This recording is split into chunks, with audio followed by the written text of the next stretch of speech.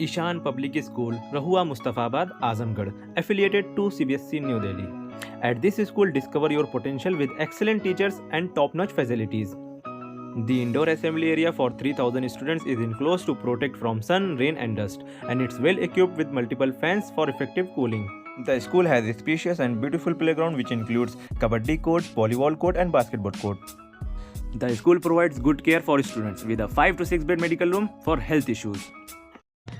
आजमगढ़ शहर कोतवाली पुलिस ने हीरापट्टी के पास पटखौली निवासी राजेश चंद्र पाठक की हत्या के मामले में पुलिस ने खुलासा करते हुए 4 हत्यारोपी को गिरफ्तार किया है।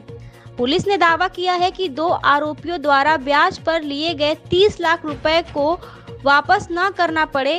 राजेश पाठक पुलिस ने खुलासा किया है, क्या था पूरा मामला और कैसे खुलासा हुआ? देखिए, दिनांक 17 तारीख को कोतवाली में एक महिला के द्वारा सूचना दी गई थी कि मेरे पति 2 बजे से उनसे संपर्क नहीं हो पा रहा है। राजेश चंद उनका पाठक नाम है। तो इसी पे थाना कोतवाली में एक गुमशुदगी दर्ज की गई थी और उसके बाद में दूसरे दिन सुबह करीब 8-7 बजे के आसपास में थाना जीएनपुर थाना क्षेत्र पड़ता है सकड़ी में, इसमें ये एक अननोन व्यक्ति की जो डेड बॉडी मिली और उसके बाद में जब इसको तस्दीक किया गया तो ये जानकारी मिली कि ये उसी व्यक्ति की डेड बॉडी है जिनकी गुमशुदगी थाना कोतवाली में लिखी गई है।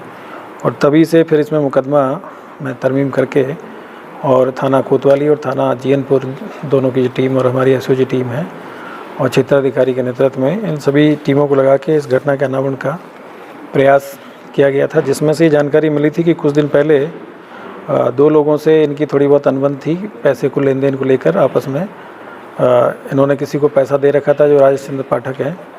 2 लोगों को इन्होंने 15-15 लाख रुपए उधार दिया था, जिसमें एक हरिकेश है चौहान है और दूसरे हैं संतोष सिंह और रविंद्र सिंह उर्फ संतोष सिंह।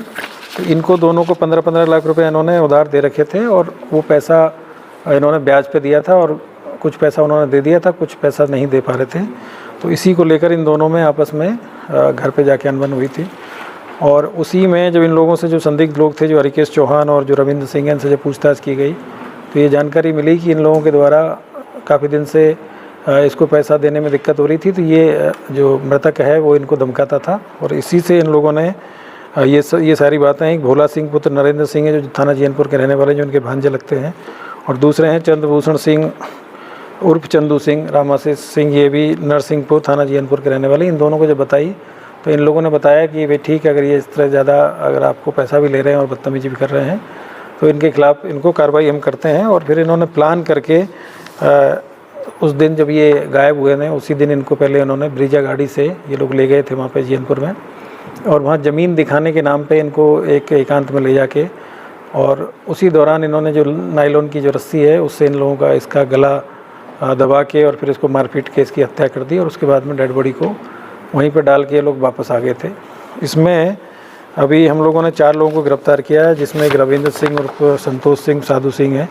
ये थाना रसड़ा जनपद बलिया के रहने वाले हैं लेकिन अभी कोतवाली में रह रहे हैं। दूसरे हैं हरकेश चौहान जो साकिन शेखपुरा थाना कोतवाली के रहने वाले हैं। तीसरे हैं मोहम्मद फैसल पुत्र अब्दुल मन्नान, ये थाना जीएनपुर के रहने वाले हैं। और विजय सिंह उर्फ बंटी, ये थाना सिदारी के रहने वाले हैं। तो टोटल 4 लोगों को इसमें गिरफ्तार किया गया। 2 लोग इसमें वांछित किए गए थे, जिसमें एक भोला सिंह हैं जो कि नरसिंहपुर थाना जीएनपुर के रहने वाले हैं। दूसरे चंद्रभूषण सिंह हैं, ये भी थाना जीएनपुर के ही रहने वाले हैं। और इनके पास से जो घटना में एक मोटरसाइकिल जो प्रयुक्त हुई थी डिस्कवर और एक ब्रीजा गाड़ी थी वो इनसे बरामद हुई है और नायलॉन की जो रस्सी है वो बरामद हुई है। और बाकी इनके पास से जो आधार कार्ड, मोबाइल नंबर, मोबाइल, ये सब बरामद हुए हैं और इन्होंने पूरी घटना को एक्सेप्ट भी किया है। तो इनको गिरफ्तार करके जेल भेजा जा रहा है।